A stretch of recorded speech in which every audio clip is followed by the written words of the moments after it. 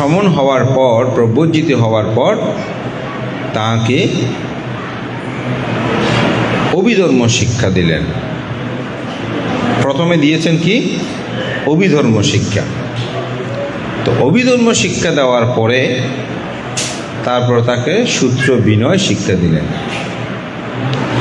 তো তিনি তো বড় হলেন। একদিন তিনি মনে মনে বলতে শুরু করলেন, মনে মনে আমরা কথা বলি না, তো মনে মনে বলছে, আমার এই গুরুটা তো একটা মূর্খ। এখানে দেখতেছি সবাই প্রথমে বুদ্ধের অমিতময় সূত্র পিটক, তারপর বিনয় পিটক, তারপর অভিধর্ম পিটক শিক্ষা দেয়। কিন্তু আমার গুরুটাকে দেখতেছি, তিনি আমাকে প্রথমেই শিক্ষা দিলেন অভিধর্ম পিটক।